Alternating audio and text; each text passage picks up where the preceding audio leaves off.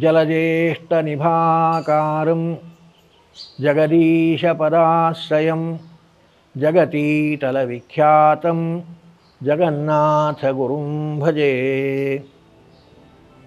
ಹರಿಕಥಾಮೃತಸಾರ ಗುರುಗಳ ಕರುಣದಿಂದಾಪನಿತು ಪೇಳುವೆ, ಪರಮ ಭಗವದ್ಭಕ್ತರಿದನಾದರದಿ ಕೇಳುವುದು. ಭಾರ್ಯರಿಂದೊಡಗೂಡಿ ಕಾರಣ ಕಾರ್ಯವಸ್ತುಗಳಲ್ಲಿ ಪ್ರೇರಕ ಪ್ರೇರ್ಯ ರೂಪಗಳಿಂದ ಪಟತಂತುಗಳ ಓಲಿದ್ದು ಸೂರ್ಯಕಿರಣಗಳಂತೆ ತನ್ನಯ ವೀರ್ಯದಿಂದಲಿ ಕೊಳುತಿಹ ಅನಾರ್ಯರಿಗೆ ಈತನ ವಿಹಾರವು ಗೋಚರಿಪುದೇನೋ. ಜಗನ್ನಾಥದಾಸರು ಹಿಂದಿನ ಪದ್ಯದಲ್ಲಿ ಅವನ ಅದ್ಭುತವಾದ ಸಾಮರ್ಥ್ಯ, ನಿರಂಶರಾದ ಚೇತನರನ್ನು ಕೂಡ ಹೇಗೆ ಅವನು ವಿಭಾಗ ಮಾಡ್ತಾನೆ, ಮಾಡಿ ಅನುಭವಕ್ಕೆ ಕೊಡ್ತಾನೆ ಅನ್ನುವ ಅದ್ಭುತವಾದ ಸಾಮರ್ಥ್ಯ ಚಿಂತನೆಯನ್ನು ಕೊಟ್ಟವರು ಇಲ್ಲಿ ಮತ್ತೊಂದು ರೀತಿಯಲ್ಲಿ ಅವನ ಸಾಮರ್ಥ್ಯವನ್ನು ಹೇಳ್ತಾ ಇದನ್ನು ಭಕ್ತಿಯಿಂದ ಚಿಂತನೆ ಮಾಡ್ತಾ ಅನುಭವಕ್ಕೆ ತಂದುಕೋಬೇಕು. ಗುರುಗಳ ಅನುಗ್ರಹದಿಂದ ಇದು ಸಾಧ್ಯವಾಗತಕ್ಕಂಥದ್ದಾಗ್ತದೆ. ಅದು ಇಲ್ಲ ಅಂದರೆ ಗುರು ಸೇವೆ ಇಲ್ಲ, ಗುರುಗಳ ಅನುಗ್ರಹ ಇಲ್ಲ, ಗುರುಗಳ ಉಪದೇಶ ಇಲ್ಲ ಅಂದರೆ ಅಂಥವರಿಗೆ ಇದು ಅರ್ಥ ಆಗಲಾರದ ವಿಚಾರ. ಇದನ್ನು ಈ ನಿಟ್ಟಿನಲ್ಲಿ ನಾವು ತಿಳಿಯಬೇಕಾದದ್ದು ಉಪಾಸನೆಯಲ್ಲಿ ಗುರುಗಳಿಂದ ಉಪದಿಷ್ಟನಾಗಿ ಆ ಚಿಂತನೆಯನ್ನು ತಂದುಕೋಬೇಕು. ಅನಾರ್ಯರಿಗೆ, ಇಂತಹ ಗುರುಪದೇಶ ಇಲ್ಲದವರಿಗೆ, ಅಸಂಸ್ಕೃತರಿಗೆ, ನಾಸ್ತಿಕರಿಗೆ ಈ ವಿಹಾರ ಅರ್ಥ ಆಗಲ್ಲ ಅನ್ನುವಂತೆ ಅವನ ಮತ್ತೊಂದು ಥರದ ಸಾಮರ್ಥ್ಯದ ಚಿಂತನೆಯನ್ನು ಈ ಪದ್ಯದಲ್ಲಿ ಜಗನ್ನಾಥದಾಸರು ಚಿಂತನೆಗೆ ಕೊಡ್ತಾ ಇದ್ದಾರೆ. ಭಾರ್ಯರಿಂದೊಡಗೂಡಿ, ಸಾಮಾನ್ಯವಾಗಿ ಈ ಅನಿರುದ್ಧ, ಪ್ರದ್ಯುಮ್ನ, ಸಂಕರ್ಷಣ, ವಾಸುದೇವ, ನಾರಾಯಣ ಈ ರೂಪಗಳಿಂದ ತಾನಿದ್ದು ಸೇವೆ ಮಾಡುವವರಲ್ಲಿ ಇದ್ದು ಸೇವಕನಾಗಿದ್ದು, ಸೇವೆನೇ ತಾನಾಗಿ ಸೇವಕನೂ ತಾನಾಗಿ, ಬುದ್ಧಿಯಲ್ಲಿ, ವಿದ್ಯೆಯಲ್ಲಿ, ಸಿದ್ಧಿಯಲ್ಲಿ, ಪ್ರಸಿದ್ಧಿಯಲ್ಲಿ ಎಲ್ಲ ಕಡೆ ತಾನಾಗಿ ತನ್ನ ಸ್ವತಂತ್ರ ಶಕ್ತಿಯಿಂದ ಇದನ್ನು ವ್ಯಾಪಾರ ಮಾಡ್ತಾ ಇದ್ದಾನೆ ಅಂತ ಕಲ್ಪನೆಗೆ ಕೊಡ್ತಾ ಇದ್ದಾರೆ. ಇಲ್ಲಿ ಒಂದು ಥರದ ಹೊಸ ಚಿಂತನೆಯನ್ನು ಕೊಡ್ತಾರೆ. ಭಗವಂತ ಯಾವಾಗಲೂ ಕೂಡ ಎಲ್ಲ ಕಾಲದಲ್ಲಿ ಎಲ್ಲ ದೇಶದಲ್ಲಿ ಲಕ್ಷ್ಮೀದೇವಿಯ ಜೊತೆಯಲ್ಲೇ ಇರ್ತಾನೆ. ಲಕ್ಷ್ಮಿಯನ್ನು ಬಿಟ್ಟಿರೋದು. ಲಕ್ಷ್ಮೀ ಇಲ್ಲದೆ ನಾರಾಯಣನಿಲ್ಲ. ಎಲ್ಲಿ ಲಕ್ಷ್ಮೀ ಇದ್ದಾಳೆ ಅಲ್ಲಿ ನಾರಾಯಣನಿದ್ದಾನೆ, ಎಲ್ಲಿ ನಾರಾಯಣನಿದ್ದಾನೆ ಅಲ್ಲಿ ಲಕ್ಷ್ಮೀ ಇದ್ದೇ ಇದ್ದಾಳೆ. ಈಗ ಈ ಅನಿರುದ್ಧ, ಪ್ರದ್ಯುಮ್ನ, ಸಂಕರ್ಷಣ, ನಾರಾಯಣ ಈ ವ್ಯಾಪಾರಗಳನ್ನು ಹೇಳುವಾಗ ನಮಗೆ ಆ ಕಲ್ಪನೆ ಬರಲ್ಲ, ಲಕ್ಷ್ಮಿಯ ಕಲ್ಪನೆಯೇ ಬರಲ್ಲ. ಆ ಕಲ್ಪನೆ ಬರುವಂತೆ ಅವರು ಸೂಕ್ಷ್ಮ. ಅದಕ್ಕೆ ಅಲ್ಲೆಲ್ಲಿ ಹೇಳುವಾಗ ಅವರು ಕೃತಿಪತಿ ಹೀಗೆಲ್ಲ ಹೇಳ್ತಾರೆ. ಅಂದರೆ ಕೃತಿ ಅನ್ನತಕ್ಕಂತಹ ಪತ್ನಿಯಿಂದ ಕೂಡಿಕೊಂಡು ಪ್ರದ್ಯುಮ್ನ ಅನ್ನುವುದನ್ನು ನಾವು ಹಾಗೆ ಇಟ್ಕೋಬೇಕು. ಬರೀ ಅನಿರುದ್ಧ ಪ್ರದ್ಯುಮ್ನ ಅಲ್ಲ, ಅವರು ತನ್ನ ಹೆಂಡತಿಯರ ಜೊತೆಯಲ್ಲೇ ಇದ್ದು ವ್ಯಾಪಾರವನ್ನು ನಡೆಸ್ತಾ ಇರ್ತಾನೆ. ಯಾವ ಕಾಲಕ್ಕೂ ಲಕ್ಷ್ಮಿಯಿಂದ ವಿಯೋಗ ಅನ್ನತಕ್ಕಂಥದ್ದು ಭಗವಂತನಿಗೆ ಇಲ್ಲವೇ ಇಲ್ಲ. ಲಕ್ಷ್ಮೀನಾರಾಯಣರು ಅವಿಯೋಗಿಗಳು. ಎಲ್ಲ ಕಾಲದಲ್ಲಿ ಎಲ್ಲ ದೇಶದಲ್ಲಿ ಅವರು ಒಟ್ಟಿಗೇ ಇರ್ತಾರೆ. ಈ ಚಿಂತನೆ ನಮಗೆ ತಪ್ಪಬಾರದು. ಲಕ್ಷ್ಮೀನಾರಾಯಣರಿಗೆ ವಿಯೋಗ ಚಿಂತನೆಯೇ ಅಂಧಂತಮಸ್ಸಿಗೆ ಕಾರಣ ಅಂತಾರೆ ಆಚಾರ್ಯರು. ಕಾರಣ ಭಗವಂತ ಅನಿರುದ್ಧ, ಪ್ರದ್ಯುಮ್ನ, ಸಂಕರ್ಷಣ, ವಾಸುದೇವ, ನಾರಾಯಣ ಅನ್ನುವ ರೂಪದಿಂದ ವ್ಯಾಪಾರ ಮಾಡಿಸ್ತಾ ಇದ್ದಾನಾದರೂ ಕೂಡ, ತ್ರಿವಿಧ ಚೇತನದಲ್ಲಿ ತಾನು ವ್ಯಾಪಾರವನ್ನು ಮಾಡಿಸ್ತಾ ಇದ್ದಾನಾದರೂ ಕೂಡ ಎಲ್ಲ ಕಡೆಯಲ್ಲಿ ತನ್ನ ಹೆಂಡರಿಂದ ಕೂಡಿಕೊಂಡಿರ್ತಾನೆ. ಹೆಂಡರು ಅಂತ ಬಹುವಚನ ಯಾಕೆ ಹೇಳ್ತಾನೆ ಅಂದರೆ ಸಾಮಾನ್ಯವಾಗಿ ತ್ರಿವಿಧ ಚೇತನರ ವ್ಯಾಪಾರಗಳನ್ನು ಹೇಳ್ತಾ ಇದ್ದಾರೆ. ಕಾರಣ ಸತ್ವಗುಣ, ರಜೋಗುಣ, ತಮೋಗುಣ ಅಂತ 3 ಗುಣಗಳಲ್ವ. ಆ 3 ಗುಣಗಳಿಗೆ ಲಕ್ಷ್ಮೀದೇವಿಯ 3 ರೂಪಗಳುಂಟು. ಶ್ರೀ, ಭೂ, ದುರ್ಗಾ ಅನ್ನತಕ್ಕಂತಹ 3 ರೂಪಗಳಿಂದ ಲಕ್ಷ್ಮೀದೇವಿ ತಾನೇ ಇರ್ತಾಳೆ. ಹಾಗೆ ಅದಕ್ಕೆ ಇಲ್ಲಂತಾರೆ ಭಾರ್ಯರಿಂದ ಒಡಗೂಡಿ. ನಾರಾಯಣ ಯಾವಾಗಲೂ ಕೂಡ ತಾನು ಒಬ್ಬನೇ ಇರೋದೇ ಇಲ್ಲ. ಇಂತಹ 3 ರೂಪಗಳಿಂದ ಶ್ರೀಭೂ, ದುರ್ಗಾ, ರಮಣ ಈ 3 ರೂಪಗಳಿಂದ ಕೂಡಿದ ಲಕ್ಷ್ಮೀ ಸಮೇತನಾಗಿಯೇ ತಾನಿದ್ದು ಎಲ್ಲಿರ್ತಾನೆ? ಭಾರ್ಯರಿಂದ ಒಡಗೂಡಿ.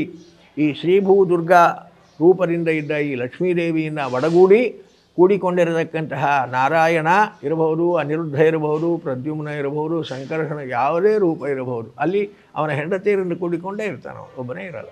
ಈ ಚಿಂತನೆ ತಪ್ಪಬಾರದು. ಎಲ್ಲಿರ್ತಾನೆ?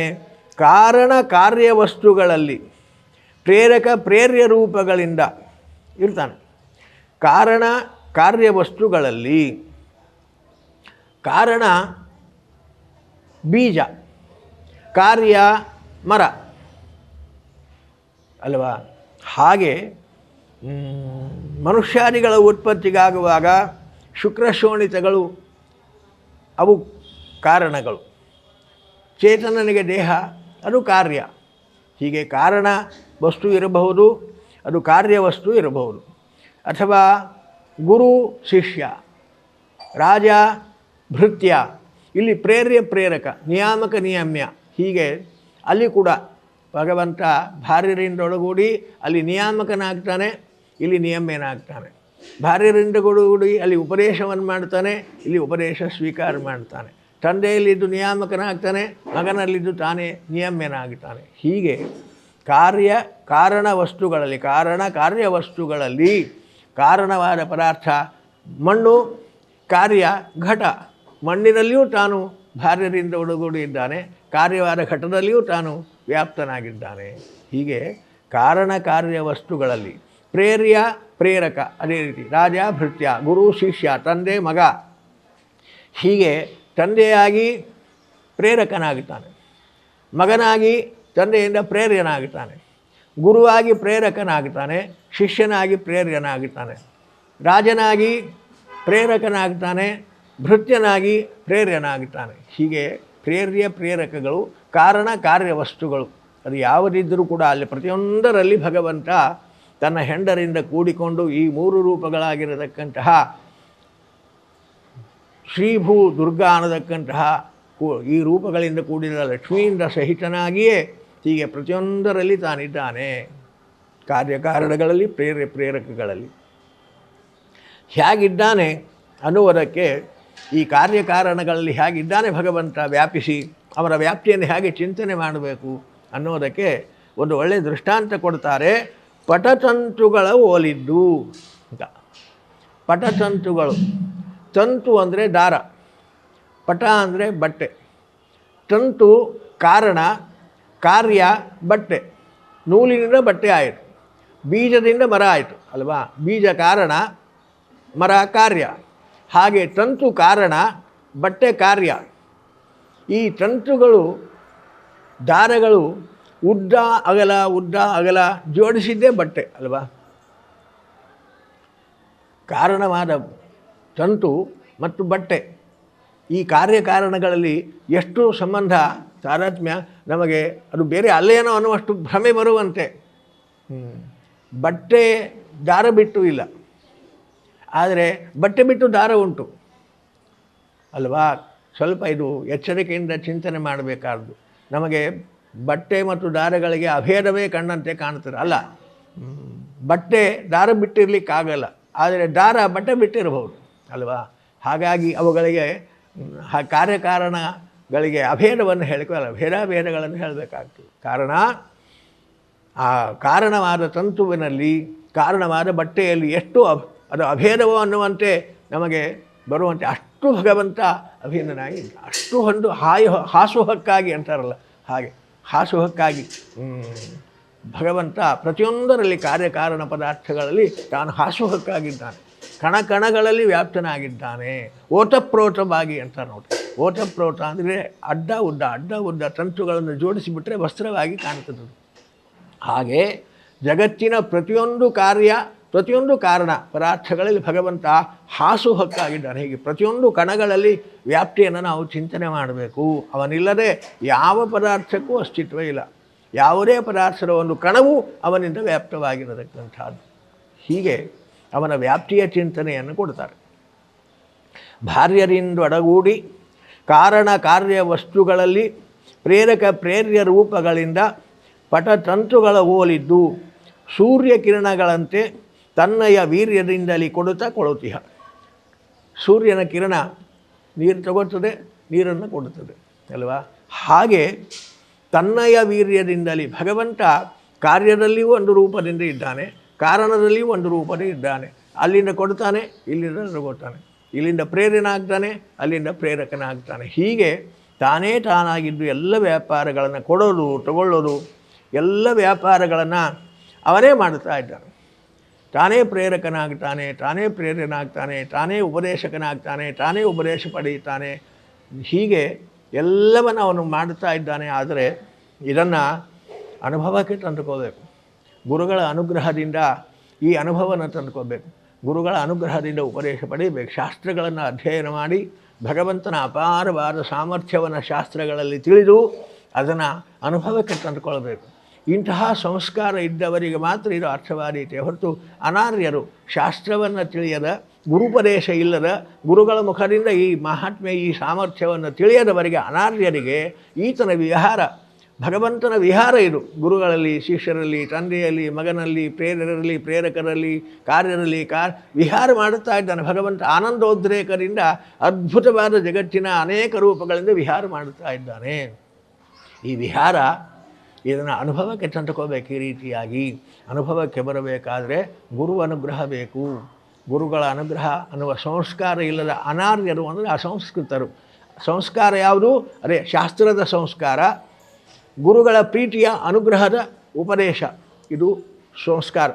ಇದು ಇಲ್ಲದವರು ಅಸಂಸ್ಕೃತರು. ಇಂತಹ ಅಸಂಸ್ಕೃತರಿಗೆ ಈತನ ವಿಹಾರವು ಗೋಚರಿಸುವುದೇನೋ. ಭಗವಂತನ ಈ ವ್ಯಾಪಾರದ ಚಿಂತನೆ ಹೇಗೆ ಬಂದೀತು? ಇವತ್ತು ನಾವು ಆ ಚಿಂತನೆಯನ್ನು ಕೊಡ್ತಾ ಇದ್ದೇವೆ ಅಂದರೆ ಜಗನ್ನಾಥದಾಸರು ಅನ್ನುವ ಮಾತು ಮೊದಲನೇ ಪದ್ಯ ಜ್ಞಾಪಕಕ್ಕೆ ತಂದುಕೊಳ್ಬೇಕು ನಾವು. ಗುರುಗಳ ಕರುಣದಿಂದ ಆಪನಿತು ಕೇಳುವೆ ಅಂತಾರಲ್ವ, ಅದೇ ಮೊದಲಿಗೆ ಅದನ್ನು ಚಿಂತನೆ ಮಾಡಿಬಿಟ್ಟಿದ್ದಾರೆ. ಇದೆಲ್ಲ ನಮ್ಮ ಗುರುಗಳಾಗಿರತಕ್ಕಂತಹ ಗೋಪಾಲದಾಸರ ಅನುಗ್ರಹ. ಅವರ ಅನುಗ್ರಹದಿಂದ ತಿಳಿದದ್ದನ್ನು ಹೊಳೆದಷ್ಟು, ಅವರ ಅನುಗ್ರಹದಿಂದ ತಿಳಿದಷ್ಟು, ಅವರ ಅನುಗ್ರಹದಿಂದ ಹೊಳೆದಷ್ಟು ನಾನು ಹೇಳ್ತೇನೆ ಅಂತ ಅವರು ಸಂಕಲ್ಪ ಮಾಡಿದಂತೆ ಇದೆಲ್ಲ ನಾವು ಹೇಳುತ್ತಾ ಇದ್ದೇವೆ ಅಂದರೆ ಅದು ನಮ್ಮ ಗುರುಗಳಾಗಿರತಕ್ಕಂತಹ ಗೋಪಾಲದಾಸರ ಅನುಗ್ರಹ. ಅಂತಃಕರಣದಿಂದ ಅವರು ಮಾಡಿದ ಉಪದೇಶ. ಅವರು ಮಾಡಿದ ಉಪದೇಶ ಅಂದರೆ ಅಲ್ಲಿ ನಿಂತು ಉಪದೇಶ ಭಗವಂತನೇ ಮಾಡಿದ್ದಾನೆ, ಇಲ್ಲಿ ನಿಂತು ಸ್ವೀಕಾರ ಮಾಡಿದ್ದನ್ನು ಹೇಳಿಸ್ತಾ ಇದ್ದಾನೆ. ಇದು ಭಗವಂತನ ಅದ್ಭುತವಾದ ವ್ಯಾಪಾರ ಅನ್ನುವ ಕಲ್ಪನೆಯನ್ನು ತಮ್ಮ ಅನುಭವವನ್ನೇ ತಾವು ಇಟ್ಟುಕೊಂಡು ಅದನ್ನು ಜಗತ್ತಿಗೆ ಈ ರೀತಿಯಾಗಿ ಇದನ್ನು ಅನುಭವಿಸ್ರಿ, ಇದನ್ನು ಅನುಭವಕ್ಕೆ ತಂದುಕೊಡ್ರಿ, ಇದಕ್ಕಾಗಿ ಶಾಸ್ತ್ರಾಧ್ಯಯನ ಮಾಡಿರಿ, ಇದಕ್ಕಾಗಿ ಗುರುಗಳನ್ನು ಸೇವಿಸ್ರಿ, ಗುರುಗಳ ಅನುಗ್ರಹಕ್ಕೆ ಪಾತ್ರರಾದ್ರಿ ಅಂದರೆ ಮಾತ್ರ ಭಗವಂತನ ಈ ಅಪಾರವಾದ ಕಾರುಣ್ಯದ ಅಪಾರವಾದ ವ್ಯಾಪ್ತಿಯ ಚಿಂತನೆ ನಿಮಗೆ ಬಂದೀತು. ಇಲ್ಲ ಅಂದರೆ ಈ ಸಂಸ್ಕಾರ ಇಲ್ಲ ಅಂದರೆ ಈ ಚಿಂತನೆಗೆ ಬರಲ್ಲ ಅನ್ನತಕ್ಕಂತಹ ಚಿಂತನೆಯನ್ನು ಈ ಪದ್ಯದಲ್ಲಿ ನಮಗೆ ದಾಸರು ಕೊಡ್ತಾ ಇದ್ದಾರೆ.